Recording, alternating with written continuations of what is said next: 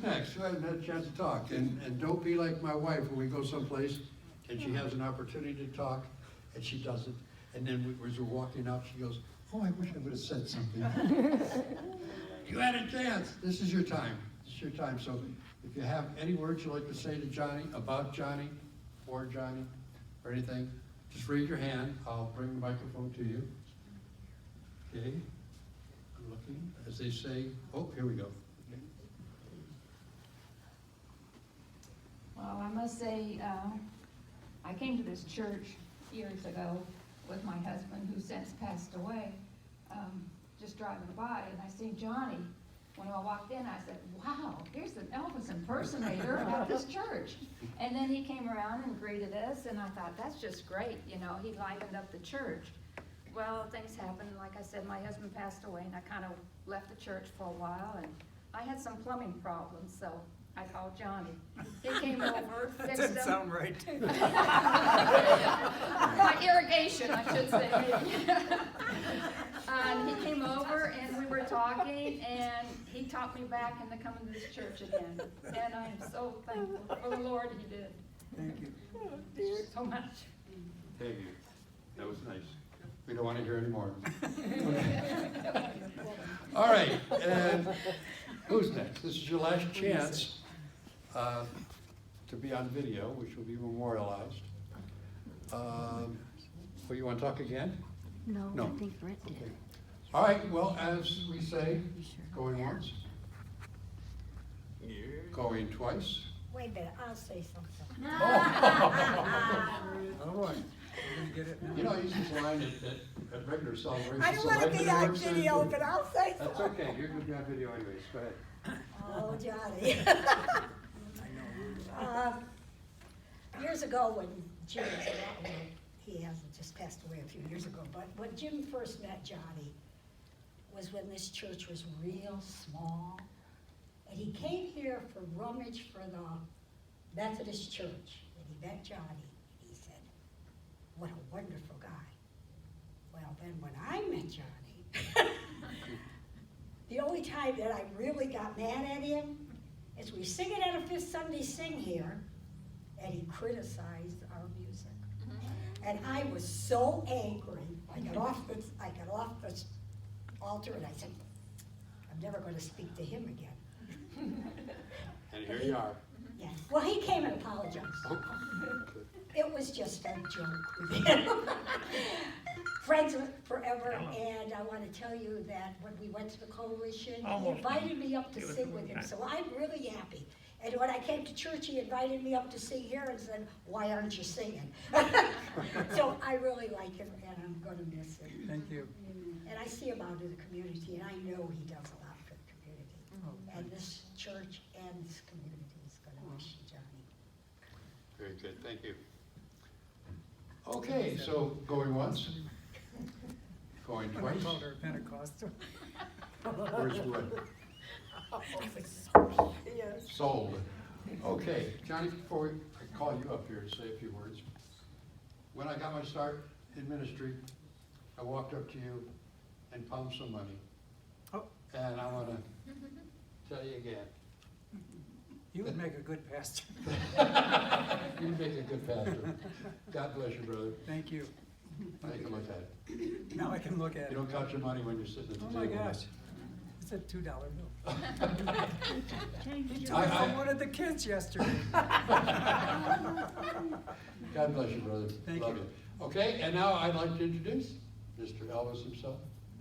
Johnny V, come on up and take the podium.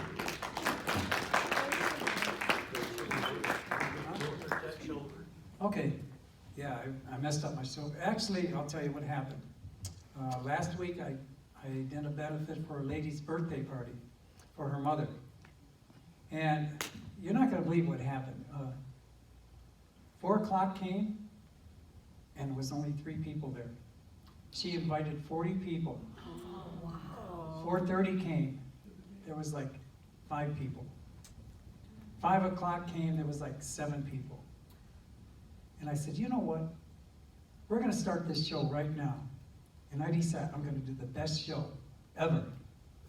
And I threw my arm out. I was doing Jailhouse Rock, and I mean, I was really giving it everything I had.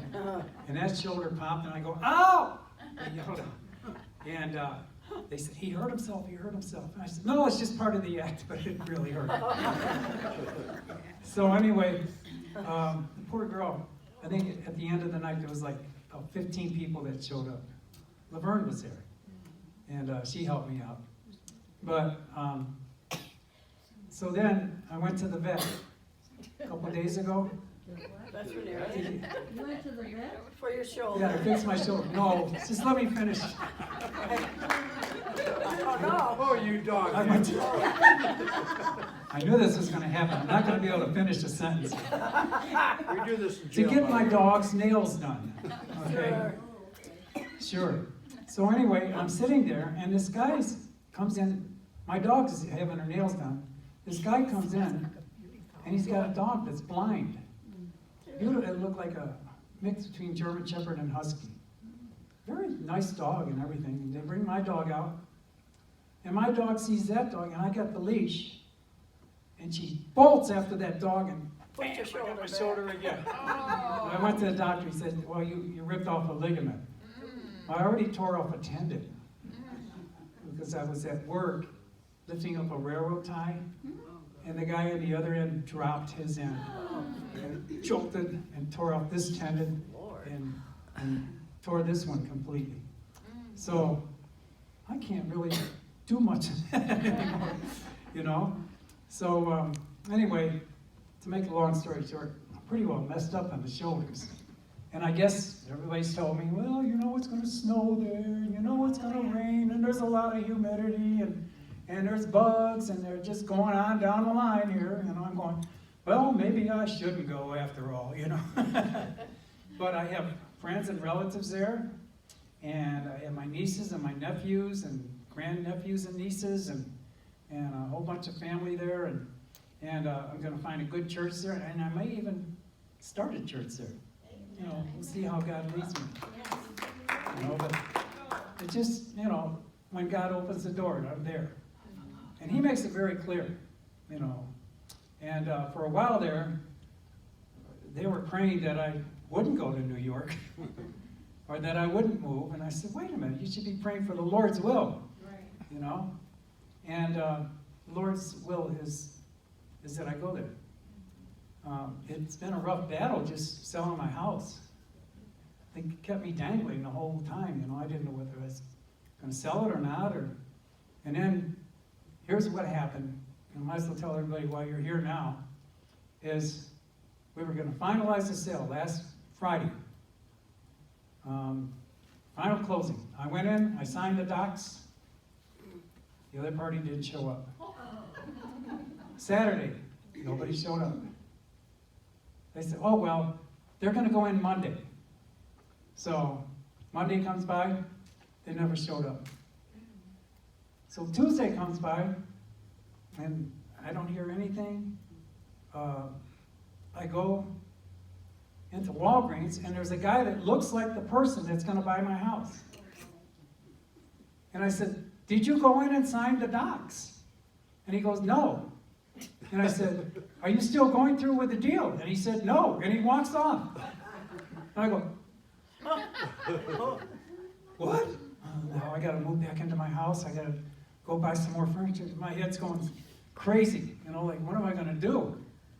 So I called up the realtor, and she says, what? And I said, why am I the first one to hear about it? And she goes, I don't know, Johnny. Let me call and find out what's going on, because there's going to be a real battle here. And so she calls up, and she calls me back. She says, Johnny, he's been home all day. You were talking to the wrong guy. So why did this guy answer my questions? You didn't ask him the And right I'm going, ones. God, what's going on here, you know?